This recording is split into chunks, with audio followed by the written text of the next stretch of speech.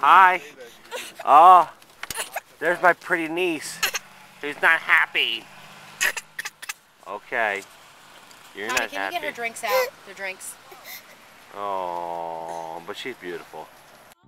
Creeping down the back street on D's. I got my Glock cocked cause niggas want these. No soon as I said it, seems I got sweated by some nigga with a Tech 9 trying to take mine. You wanna make noise, make noise. I make a phone call, my niggas coming like the Gotti boys. Bodies being found on Greenleaf with the fucking heads cut off. Motherfucker, I'm Dre, so listen to the play-by-play, day by day. Hello YouTube. It's Tom back again with a new Let's Ride video. Haven't done one of these in a while and have a day off today, so I decided to go ahead and do this because I had some things I was going to do today. Going out to breakfast with my parents and actually with my brother as well because he's off today and my parents are off today. It's Friday. Haven't had any time really recently to do any YouTube videos in general. It's basically because of work and just being really busy in general. You guys know how it goes. Man, it's been a struggle lately, I think, to say the least. I actually got to the point the other day with work where had I not sat and thought for a couple seconds about it, I would have just taken my keys and thrown them at my boss and left. It's, you know, let's face the facts. None of us like work. And some of you out there who are my viewers and subscribers, you're too young to understand this. And, you know, I know that I've talked to people before on YouTube who are younger who say, well, I can't find a job, or, you know, I'm too young to work. You know, what do you suggest for me to earn money? You know what? Forget about it. Like, seriously, if you're thinking about trying to get money because you want to play video games, I understand completely. I was there one time, and you know what? No matter how much I try to tell you, oh, just, you know, relax, you'll have the rest of your life to work, it doesn't matter. Because, like I said, I was there before. I was one of those kids saying, or teenagers saying, oh, but I want to work, I want to make money. And you know what I did? I stopped playing sports. I stopped playing baseball. I mean, there was other things revolving around that anyways, you know. But I stopped playing baseball, stopped playing basketball. And I decided to go and work when I wasn't at school. And it was the biggest mistake I could have ever made.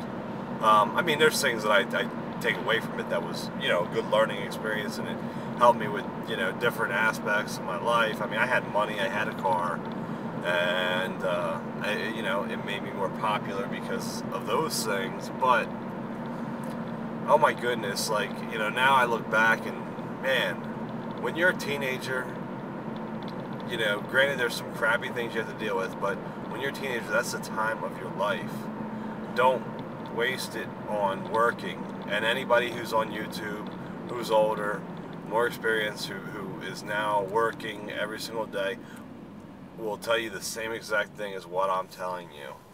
And if they don't, then they must have the perfect job, and I really want to know what they do for a living, because I hate work. I don't hate my job, but I hate my boss. I hate having to deal with her, because she's so hot and cold. You know, it's never consistent. The one consistent that you can expect from her is to be inconsistent. Because, and here's the thing, like, you can do everything perfect one day. Everything can be done, you know, exactly the way that it's supposed to be done, and she'll say it's perfect. You can do the same exact things the very next day, and you'll come in and she's like, oh, I gotta talk to you about something. I'm gonna yell at you. You ready to get yelled at? No, I'm not ready to get yelled at. First of all, you guys probably know by now that I'm the assistant manager, okay? So I'm one step below her. Now, I understand that I still report to her, and I still have to report to her, but she doesn't always treat me like I am the assistant manager. It's like, you're a piece of crap. Tom, you're a piece of crap and you suck. And so the other day I walked in and here I am going to work, and you know what? I just got done a 4-day break, which, you know, anytime you're away from work for a certain period of time, I don't want to say you become rusty, but, you know, there's a tendency to kind of be like, okay, I need to get back into the swing of things. I need to, you know, I don't know, freshen up a little bit. You know, inevitably there's going to be something that you may forget to do because it hasn't been part of your routine over the last 4 days, right? But anyways, you know, not to, you know, get off track or get off topic. You know, it was Monday. I had just come back from 4 days, and I opened the store. Well, okay, it's 24 hours, so I didn't open the store, but I come in there, and I am the first shift, so I've got to get all the paperwork ready from the prior week and get that all ready for when we send that all out that day. And she comes in, and she's supposed to be working what's called a split shift, where basically she works part of first shift and then the other part of her shift is on second shift. And she's doing this because she says that she's trying to get, you know, things taken care of and in order in second shift, and she's trying to do training. Alright, so anyway, she comes in, and the thing with her is, if you're the first person that she sees when she comes into the store, you better watch out, because there's going to be hell to pay. And it could be for no good reason whatsoever. But nothing's ever perfect enough. Nothing's ever good enough. Like I said, there's a rare occasion where, you know, you might do something right and, you know, everything's fine. And, oops, sorry. And everything's fine, but there's this level of inconsistency. And it doesn't make any sense.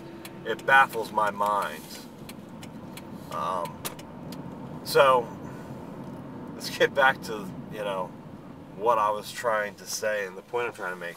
And she comes in on Friday or Monday, and I already know, you know what I mean? Like, it's getting around to Sunday. It's Sunday afternoon. I'm like, oh gosh, I'm going to have to deal with the witch tomorrow. So, I go back in on Monday. I do everything, you know, exactly to a T, just like I'm supposed to do it. And there's some things that, like, I'm doing for the first time or the second time, because I don't usually open on a Monday morning, so there's different things that you have to do at different times throughout the day, right? I mean, that's with any job. But she comes in at, supposed to be there at 10 o'clock. No, she can't come in at 10 o'clock. She has to come in at 9 o'clock. She's supposed to be there during the week at 5 a.m. is when the first, you know, when first shift starts. She's there at 3:30 in the morning. Get some freaking sleep. Seriously. It's not even sleeping in. 5 a.m. is not sleeping in, or you know, waking up at 4 a.m. is not sleeping in. She's waking up at 2:30. She's waking up at 3 a.m. to come in to work. Why? You don't get paid any extra. We're all on salary, stupid. That's what I feel like saying to her, but I don't. Anyways, she came in on Monday at 9 o'clock and automatically goes back in the back room. You didn't do this right. You didn't do that right. You know, this is ridiculous. Why is this not done?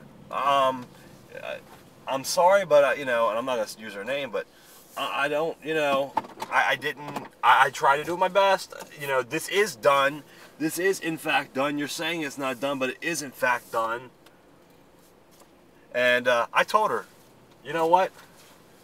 If you don't think I'm doing a good enough job, have them transfer me out. I really do not care.